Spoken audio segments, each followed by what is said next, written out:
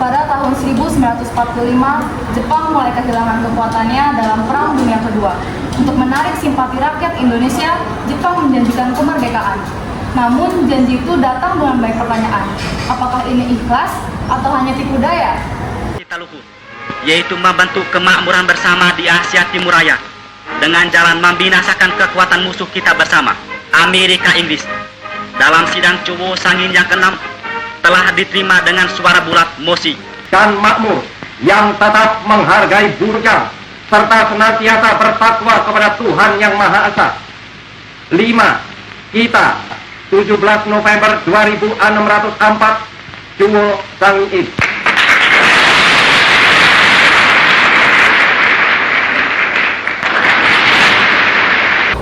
Rakyat Indonesia yang terhormat, demi kerjasama Asia Raya, Jepang akan membentuk satu badan untuk mempersiapkan kemerdekaan kalian. Namanya Dokuritsu Jumbi Kasakai atau BPU PKI. Mulai hari ini, kalian akan menyusun dasar negara dan merumuskan masa depan bangsa kalian. Jenderal Keuangan Aman, semua peserta siap. Sidang PBPKI kali ini resmi dibuka. Marilah kita mendengarkan pidato dari Bapak Muhammad Yamin. Saya percaya dasar negara kita harus berdasar pada peri kebangsaan, peri ketuhanan, peri kemanusiaan, peri kerakyatan, dan kesejahteraan sosial.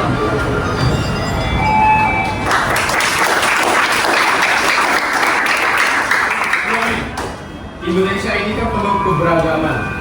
Bagaimana asasmu ini bisa menjamin persatuan antar agama di Indonesia? Nah, justru karena itu, saya meletakkan peri ketuhanan sebagai salah satu pilar. Kita tidak memaksakan satu agama. Kita menjunjung tinggi nilai agama yang adil dan beradab yang dapat diterima oleh semua orang. Tapi apakah ini cukup? Dasar yang kau berikan terkesan seperti yang cita-cita moral. Bagaimana jika kita melakukan donasi? Apakah bisa? Bagaimana jika sudah diterapkan dalam pusat pemerintahan? Pertanyaan yang bagus, saudariku. Cita-cita besar memang membutuhkan penjabaran teknis. Saya berharap di sidang-sidang selanjutnya kita dapat merumuskan dasar yang lebih konkret dengan semangat 5 dasar ini. Saya mendukung idenya, tapi saya takut ini akan hanya menjadi idealisme yang kosong. Baik, yang tadi disampaikan itu sudah betul. Kita juga harus pastikan supaya sistem politik kita ke depan tidak didasarkan dengan dasar yang hancur atau kabur. Masalah begitu, mari kita mulai semakin kecil untuk mulai menyusun pasal-pasal. Baik, usulan dicatat. Sudah ditunda lanjut besok hari. Saya ingin mengajukan dasar negara yang merupakan kita terlebih. Kita perlu ingat bahwa negara bukan alat individu, melainkan wadah untuk menentukan seluruh rakyat. Saya ingin mengusulkan 5 asas. Pertama, persatuan. 2, keluargaan. 3, keseimbangan lahir dan batin. 4, musyawarah. Dan 5, keadilan rakyat.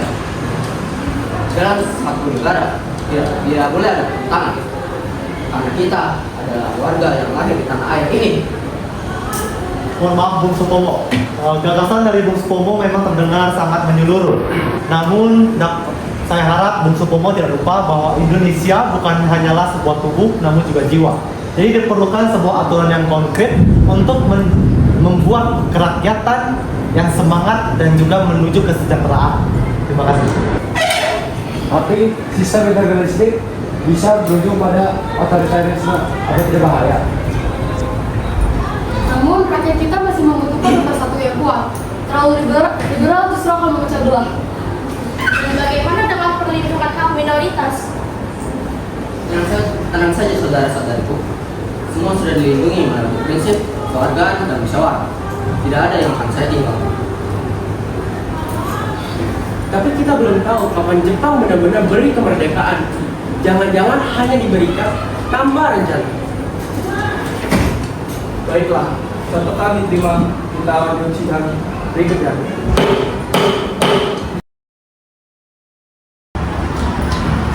Saudara-saudara, dengan saya mengusulkan 5 dasar. 1. Kebangsaan Indonesia. 2. Peri kemanusiaan atau internasionalisme. 3. Mufakat atau demokrasi. 4. Kesejahteraan sosial. Dan 5. Ketuhanan yang berkebudayaan. Saya sebut ini Pancasila.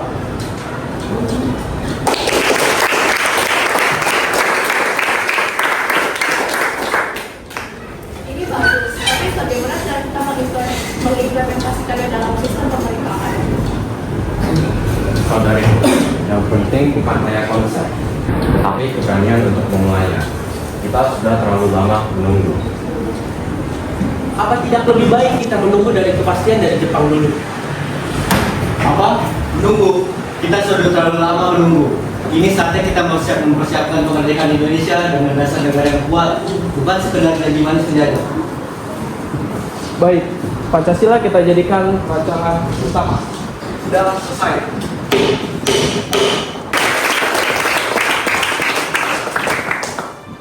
Membentuk masa depan dari dalam. Setelah ini, perjuangan kita bukan hanya angkat senjata, tapi pena dari rumah.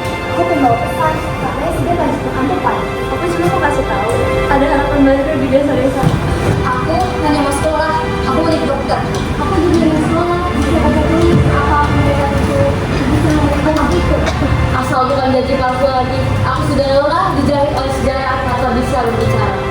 Pendidikan adalah senjata kita sekarang. Tugas kita adalah melanjutkan fondasi yang sudah dibangun.